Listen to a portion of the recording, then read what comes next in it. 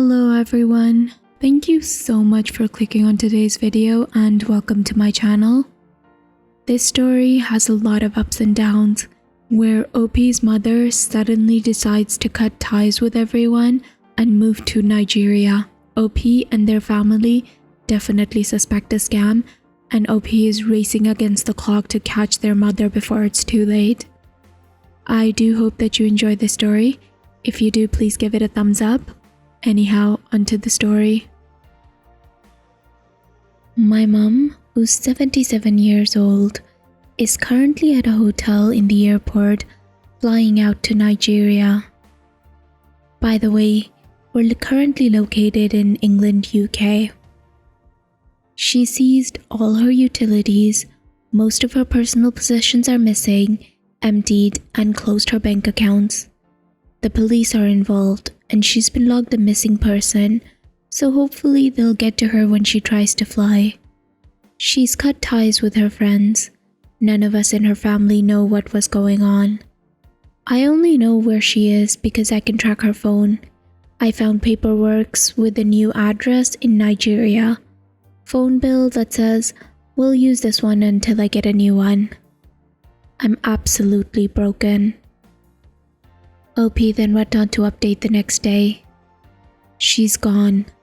The police were able to eventually find her in the hotel, checked in under a false name. She convinced them she knew exactly what she was doing and is of sound mind. They can't stop her, she's not doing anything illegal. I found from her bank that they also contacted the police last week as they were very concerned about her behavior. The police visited Mum, and she told them to F off and mind their own business. I know that she's a victim in this, but I can't help but think about how callous and calculated she's been in all this, keeping it all a secret, abandoning her children, her grandchildren, her great-grandchildren, who all love her very much. Does she truly believe in her actions? We received a letter from her yesterday, posted before she left. Apparently, her flat has 2 weeks rent paid and then the lease ends. We have that time to sell, donate, and take everything from her flat. All our family photos are still there on the sideboard. I don't know what's going to happen to her. When she gets there, will there be anyone waiting for her? If they want ransom, nobody in our family has the ability to pay. If she decides to come home, we would struggle to find the money for that, let alone then finding her somewhere to live. I'm sorry this isn't a happy ending. I've cried a lot and I will cry some more. This is worse than if she had just passed away. Everyone goes through the death of their parents, but what she's put us through, what she's been convinced is the right thing to put us through, is worse. Her letter says that she will stay in touch through Facebook Messenger and that she hopes that we can forgive and support her. I can only hope that we're wrong. Only hope that everyone is wrong and that she will find that wonderful new life she's been told awaits her. Thank you all for your kind words. Please look after your parents. Okay, lots of developments since my last post. First, I'd like to remind everyone that this is happening in the UK. A lot of the replies I had were giving US-centered advice, which I know came from a good intention and I thank you for that, but please take our location into consideration when providing advice. I had been tracking her phone yesterday. I saw that it moved from the hotel into the airport and then it went offline. I assumed that this was her going on to the flight. I had a call from an officer at the airport yesterday evening. She had been denied boarding at the airline because she had not completed a visa. She thought that it was something she could do on the plane or when she landed. The police became involved and went through the same process as all the other times she's recently had police intervention. Again, she has convinced them that she's in full control of her faculties and she knows what she is doing and is certain that she wants to do it. So she's checked back into another hotel at the airport and will begin the act of obtaining a visa. I'm not entirely sure about the process of this But if it involves a visit to the Nigerian embassy in London, then I hope that they will be able to see what's going on. Assuming that she tells them the truth and perhaps denies her a visa, or at least add themselves to the long list of people who have told her that she's the victim of fraud. She's still not answering our attempts to call her, but has begun responding to text messages. So that's good. Family are all trying to stay positive and friendly with her, despite us being extremely angry. Just one of the several stages of grief we've all experienced this week. Our conclusion is that we cannot stop her. She's determined that this is what she wants to do, and is totally convinced that it is not only the right thing to do, but the best thing to do. She's been convinced that we do not love her, and it is to our benefit if she leaves. OP then posted another update 6 hours later. At this point, I had stopped writing the previous update because a message came through on our family WhatsApp group from my younger sister. The sister said, "Mum's on the phone. She's coming home as she's realized that it's a scam." My older sister asked, "Why does she think that it's a scam now?" And the reply was, "None of her cards work, and I think that she suspected it with all that's happened. Hotel are talking to the police now." So my younger sister and my older brother jump in a car and start driving to London. They've since arrived and met with my mum and the police, and I'm not sure exactly what's going on until I get an update from them. The police are trying to recall the package of personal items she shipped through an international courier.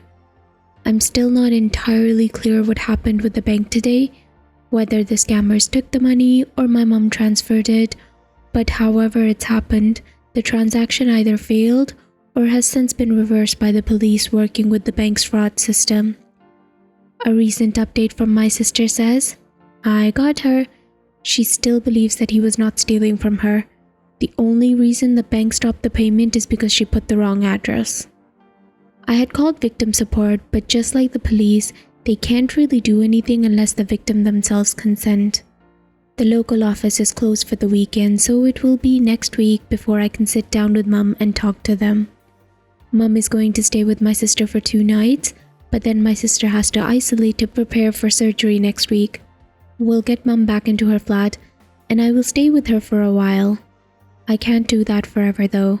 I have my own family, my own life, my own job.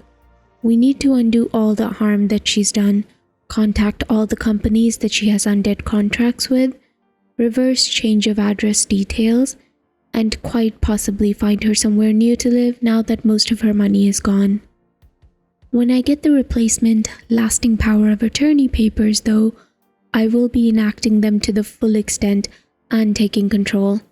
I will need to treat her like a child when it comes to internet access and for her access to money. This is just the beginning of rebuilding her life. There's so much more I've not even written in these posts yet, and I'm certain there will be more to come. Thank you for reading this, and thank you for everyone who has taken the time to reply, offer advice, or just offer words of sympathy. So another Redditor who goes by Acceptable Tourist 4 also shared their own story under one of the posts.